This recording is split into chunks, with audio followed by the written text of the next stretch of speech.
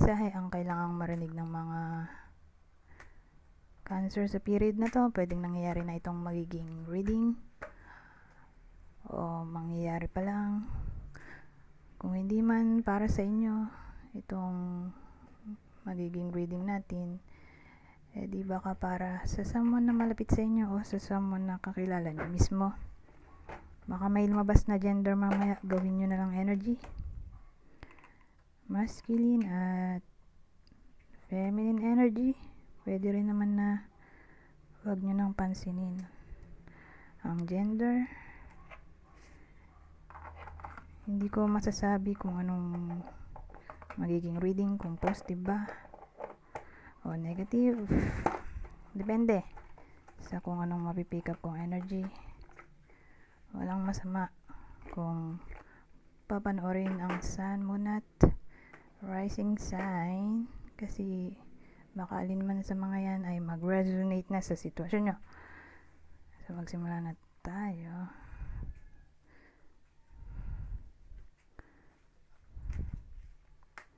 Siguro iniisip nyo, ano to? Garnet. Ito labradorite. At ito ay selenite. Peach. Selenite. So syempre ito evil eye. At coin.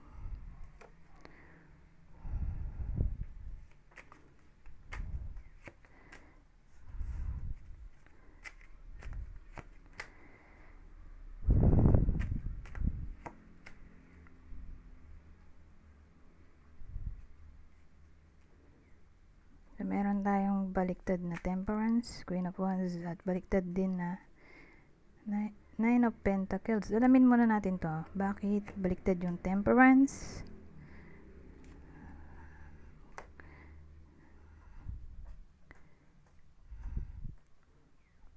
Teka, ano ba to? Dito na nga lang to. Kasi may ilaw dito eh. Anyways, baliktad yung temperance, clarify ng baliktad din na four of swords. So wala talagang possibility dito ng reconciliation dahil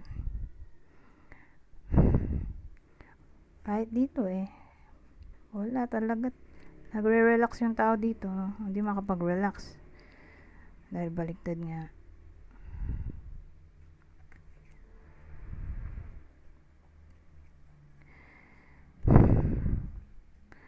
Or may someone na sabihin natin hindi cooperative. So sa topic ng arguments, disagreements, may someone na ayaw makipagbati. O pwede rin pares sila. Kasi pares baliktad to.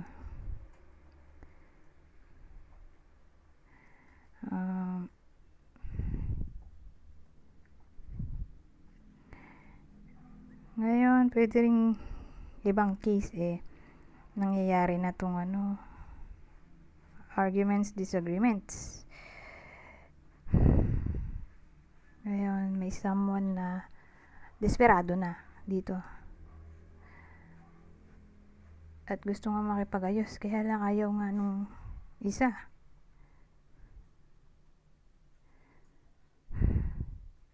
Kasi yung bumukha rin tong solitude.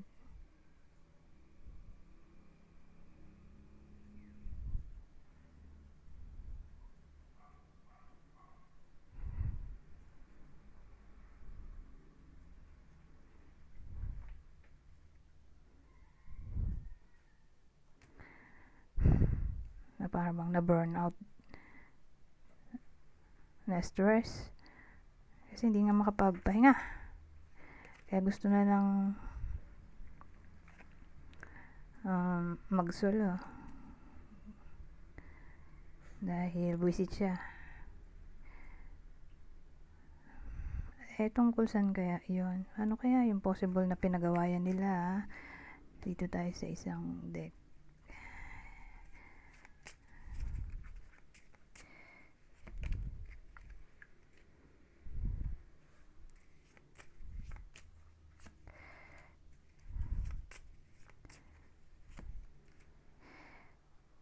Well, may babae tayo, morena.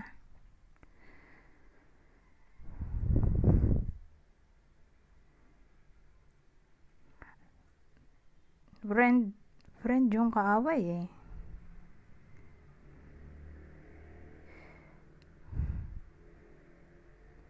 Ano kayang pinagawayan na itong mga to?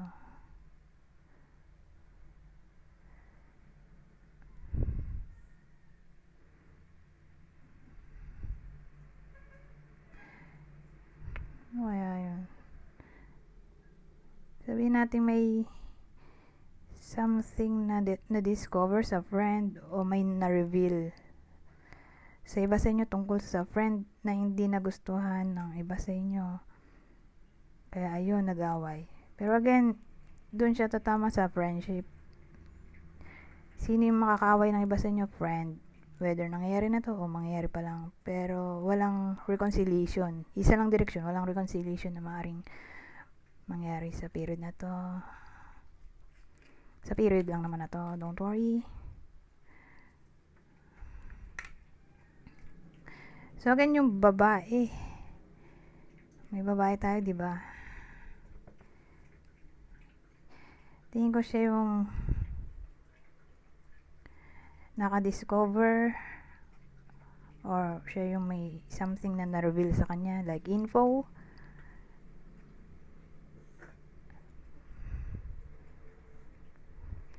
Ito yung babae yung ayaw makipagbati.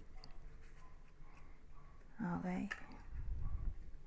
Paano kung pare silang babae? Yung isa, morena. May clue tayo, morena dito. Babaeng morena, yung ayaw makipagbati. Ngayon, Queen of Wands. Ano to? When it comes to career, sabi natin may career yung iba. Ngayon, kung wala, di tatama to sa malapit sa kanila na may trabaho, like anak, asawa, kapatid, magulang, etc. Na yun nga, magiging somewhat energetic sila, passionate na magtrabaho sa period na to. Kumbaga, willing makipag-cooperate ang iba sa inyo sa ka-workmate. Magiging harmonious yung connection ng iba sa inyo sa ka-workmate. Asahan ang teamwork, collaboration, brainstorming. Mukhang masaya naman kasi Queen of Wands to. Ayun o, Moon and Leo. Sabihin natin magiging masaya naman somehow ang period na to dahil may someone na magiging humorous o baka kayo yun. Magiging somewhat humorous sa ka-workmate. Na para bang masyadong assertive, confident. Yung energy. Okay. Sa period na to. Kasi nga for some reason, magiging masigla ang iba sa inyo na pumasok or makisalamuha sa mga ka-workmate. Maganda naman yung part na yun ito. Bakit naman bumaliktad yung 9 of Pentacles? Baliktad din to. Yung 8 of Swords natin,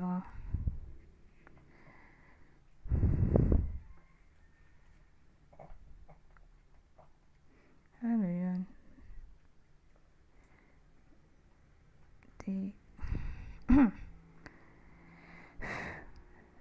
So, ang dating sa akin, ang reason bakit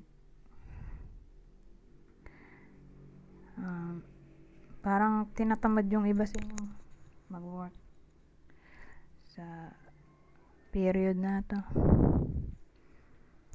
ay dahil parang na burn out siguro o somehow parang gusto magliwaliw para makapag-unwind, makapag-relax. Siguro na toxic yung iba sa inyo sa workplace o sa topic ng career. So, asahan natin ang pagiging absent. May absent sa mga empleyado sa period na to. Kasi na-toxic siya, na burnout, or somehow parang gusto niyang lumayo, escape. May escape kasi dun. Lumayo sa workplace at mag-spend time alone or spend ang time sa sariling happiness, gawin ang gusto.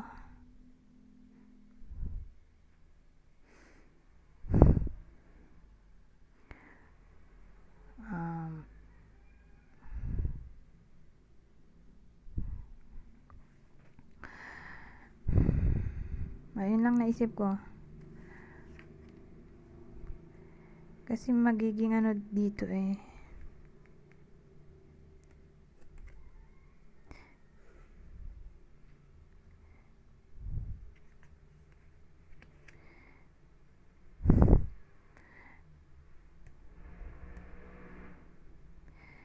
nasobra sa luho or self-indulgence.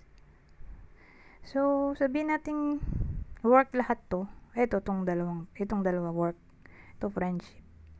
So, may araw, kasi 3 days lang to. May araw na masaya, passionate, energetic. May araw din na baka ma-absent all of a sudden kasi siguro nga baka ma-toxic siya sa alin man sa 3 days na to. Kaya baka ma-absent or gusto umuwi agad after ng work.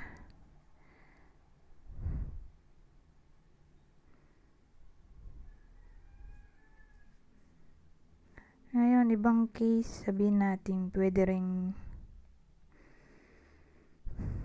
ang way ng pag-cope up ng iba sa inyo sa kanilang depression or anything na may kinalaman sa problema ay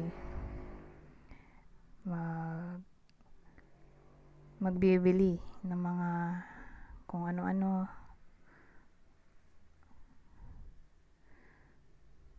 sa period na to, mga luho. Ay, 13 minutes na pala. Hindi na natin nagagamit yung ibang deck. Kaya lang, hindi na kasi tayo pwede mag-continue dahil saglit lang yung video ko. Hindi na tayo pwede magtagal tulad dati. Anyways, hanggang dito na lang. Goodbye.